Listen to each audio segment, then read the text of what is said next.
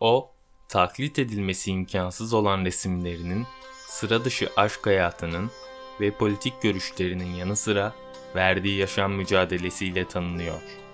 Frida Kahlo, 20. yüzyılda dahi yaşam öyküsü birçok insana ilham kaynağı olan bu kadının hikayesini gelin hep birlikte öğrenelim. Frida Kahlo, 6 Temmuz 1907 yılında Meksika'da dünyaya geldi. Ancak o, doğum tarihini Meksika devriminin gerçekleştiği tarih olan 7 Temmuz 1910 olarak kabul etmişti. Sağlık sorunları henüz küçükken onu bulmuştu. 6 yaşında geçirdiği çocuk felci nedeniyle hayatı boyunca topallayarak yürüdü. Hastalığın bir sonucu olarak sağ bacağı biraz incelmişti. Bunu uzun elbiseler giyerek gizlemeye çalıştı. Ancak arkadaşlarının tahta bacak diye alay etmesinin önüne geçememişti. Frida o günler hakkında "bedenime acının girdiğini ilk o gün anlamıştım" şeklinde bahsediyordu. Frida alaylar karşısında hayata küsecek kadar güçsüz birisi değildi. Belki de sağlık sorunları nedeniyle doktor olmaya karar verdi ve Meksika'nın en iyi liselerinden birine kaydoldu. Okuldaki 1965 erkeğin arasında okuyan 35 kızdan biriydi. Frida okulu sayesinde Meksika'nın en önemli düşünürleriyle tanışma fırsatı bulmuştu. Aynı zamanda anarşist bir edebiyat grubuna dahil oldu. 17 Eylül 1925 tarihinde henüz 18 yaşındayken hayatının yönünü tamamen değiştiren ilk olayı yaşadı. Okuldan çıktıktan sonra erkek arkadaşı Alejandra Gomez ile birlikte her zaman yaptığı gibi bir otobüse binecek ve evinin yolunu tutacaktı. Ancak umduğu gibi olmadı. Bindikleri otobüs bir tramvayla çarpıştı. Otobüste bulunanların çoğu kaza sırasında hayatını kaybetti. Frida meydana gelen bu kazada ağır yaralanmıştı.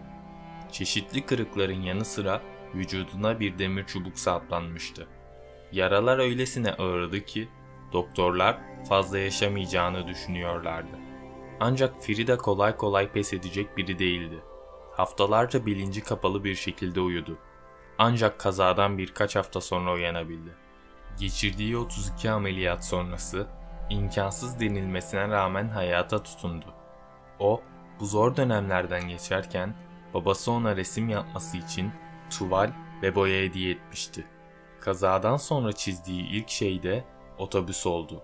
Sadece acılarını dindirsin diye yaptığı resimler zamanla tüm dünyaya adını duyurmasını sağladı.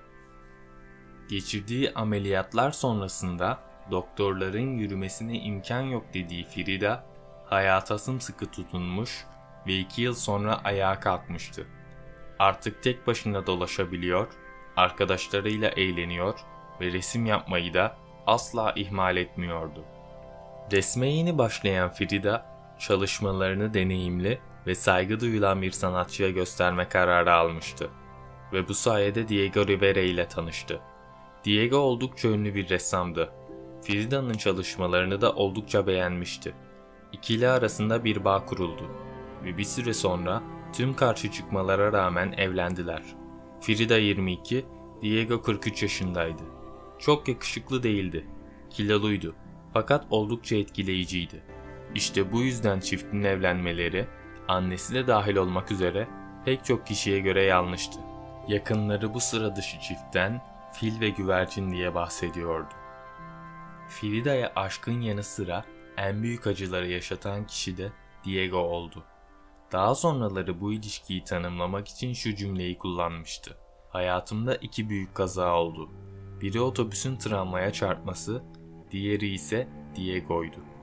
Frida'nın evliliklerini resmettiği bu tablosu onun bir sergide yer alan ilk tablosu olmuştu. Çift, Diego'nun aldığı resim siparişleri nedeniyle bir süre ABD'de yaşadı.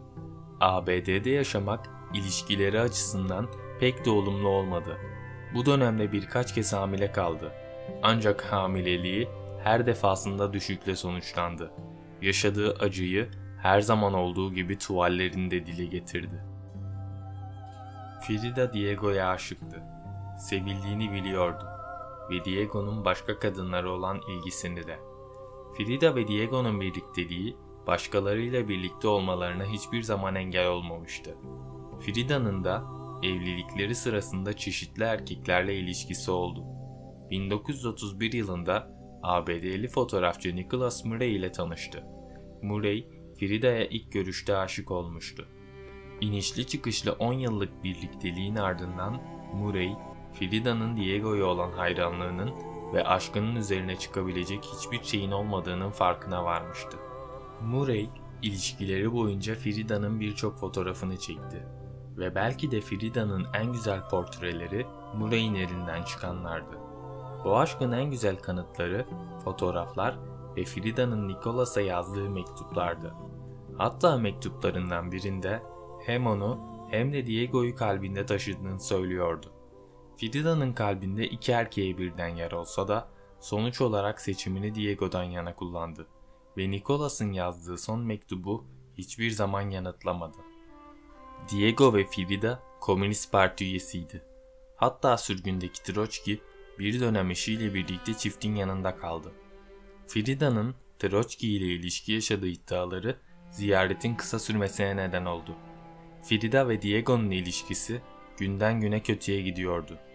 Diego'nun Frida'nın ablasıyla ilişki yaşadığı iddiaları durumu daha da zorlaştırdı. Frida, Diego ile evleri ayırdı. Çalışmalarına bu şekilde devam etti. Diego ile evlerini ayırsalar da henüz boşanmamışlardı. Diego bu ayrılığı resmiyete taşımak istedi ve 1939 yılında boşandılar. Bu noktadan sonra çok sevdiği saçlarını kesti ve pantolonlu takım elbiseler giymeye başladı. Frida'nın boşandıktan sonra yapmış olduğu bu resim, kadının nasıl görünmesi gerektiği hakkında söylenenlere bir eleştiridir. Meksika tarihinden sembollerin de bulunduğu bu resimde Frida'nın kucağında Diego var. Tablolarında yaşamından kesitleri gördüğümüz Frida bu sefer de asla kavuşamadığı çocuğunu kucaklar gibi Diego'yu kucaklıyor. Frida 1940'da çok ciddi sağlık sorunları yaşadı ve bir hastaneye kaldırıldı. Diego hemen Frida'ya koştu ve ona yeniden evlenme teklifi etti. O da bu teklifi kabul etti. 1944 yılında Frida, kırılan kemiklerinin iyileşmesi için 6 ay boyunca çelik bir korse giymek zorunda kaldı ve kendini işte böyle çelik bir korse ile resmetti. 1950'li yıllara gelindiğinde sağlık durumu daha da kötüleşmişti. Omurgasındaki sorunlar nedeniyle 9 ay hastanede yatmak zorunda kaldı. Yurt dışında sergiler açmış bir ressam olarak ülkesindeki ilk sergisini 1953 yılında açtı. O dönemlerde yataktan kalkmaması gerekiyordu. Ancak Frida ülkesinde açtığı ilk sergiyi kaçırmak istememişti. Evet, yataktan çıkmaması gerekiyordu.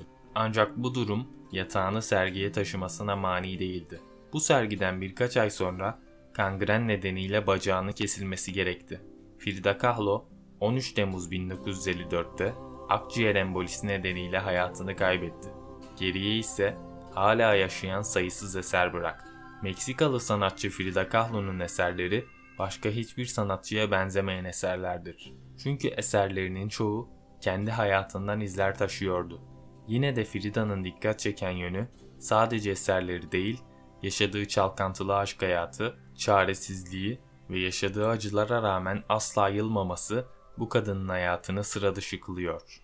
Video hoşunuza gittiyse beğenmeyi ve kanalıma destek olmak için abone olmayı unutmayın. Bir sonraki videomda görüşmek üzere. Hoşça kalın.